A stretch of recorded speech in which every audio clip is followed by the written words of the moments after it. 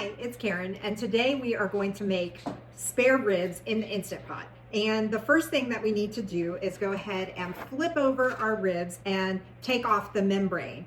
Sometimes you can buy ribs without that, but if you can't find those or if you don't want to, what we're gonna do is go ahead and pull that off.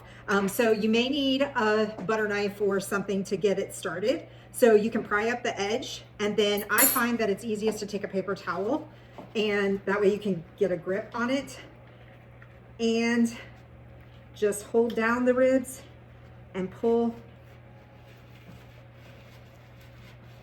on the membrane.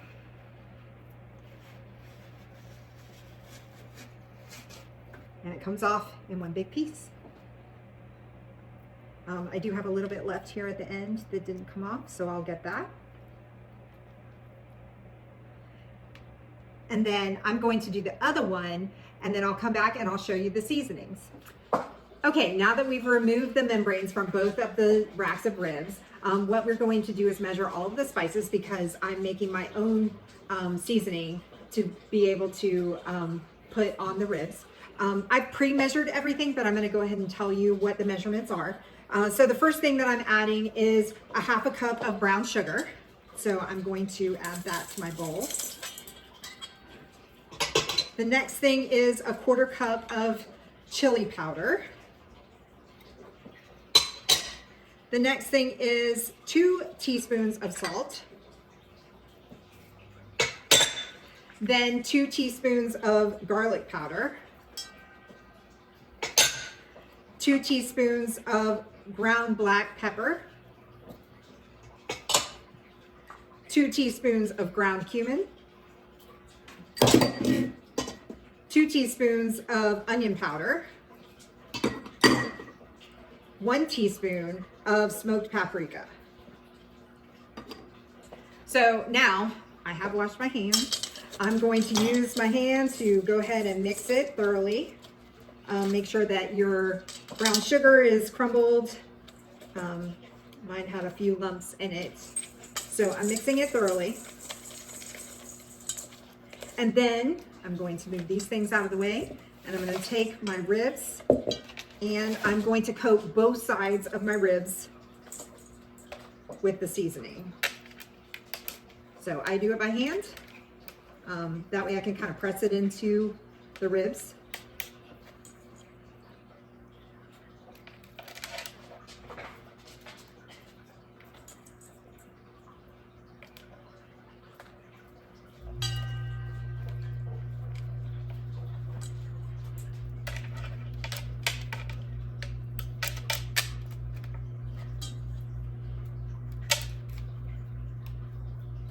Then I flip it over, and of course some of it's going to come off, but I'm going to press it in again as I'm pushing it in on the back. So in just a moment I'll show you what we do next, but I'm going to go ahead and finish putting the seasonings on, and I'll be back in a moment. Okay, this is what our ribs look like now. They're thoroughly coated on either side. What we are going to do is prepare our pot. The first thing that you need is to put your trivet in. So I'm going to place that in the bottom. The next thing that you're going to need is 1 cup of water. So I'm going to pour that in. The next thing that you need is a half a cup of apple cider vinegar.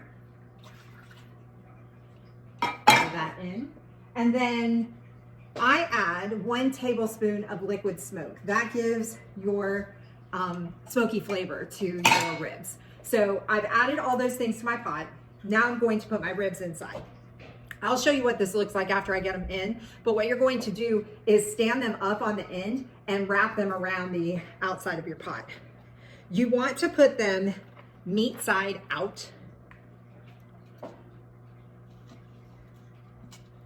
on top of your trivet. And you can fit 2 racks of ribs in here if you coil them around each other. Okay, so I've got both my racks of ribs in there. And now I'm gonna show you what that looks like. If I can, without getting them all wet. There you go, that's a little view of that. actually. I'm going to take a quick picture so that you can see what it looks like.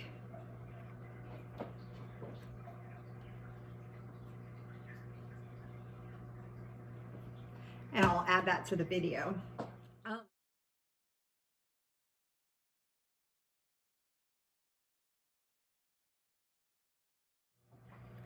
Okay, so I want to clarify, if you are doing baby back ribs, you want to do 25 to 30 minutes. If you are doing spare ribs, you want to do 30 to 35 minutes. For a lower altitude, use the lower number. For a high altitude, use the higher number. Also, the longer that you cook them, the more falling off the rib they will be. And then what we'll do is do a quick release afterwards, and then I'll show you the next step. All right, it's time to manually release the pressure, carefully. And while it's doing that, I'm going to turn the oven on broil.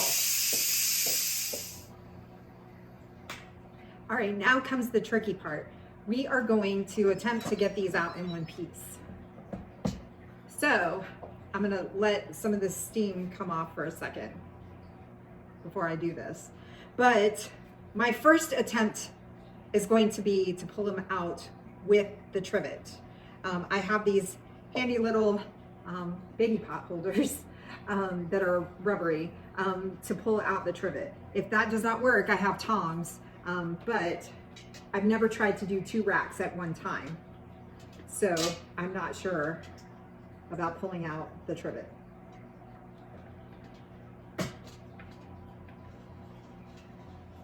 Oh yeah. Okay. Now that I've got them out, what we're going to do is lay them flat on this pan covered with tin foil. So I've got 2 beautiful racks of ribs, but now what I want to do is cover them in as much barbecue sauce as you would like. I have 2 different kinds here.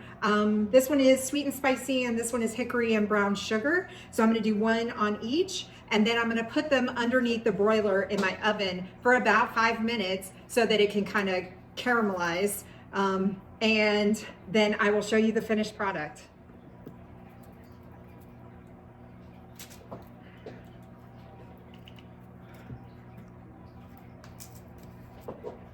Okay, I have my ribs ready to go, and they are going under the broiler for 5 minutes.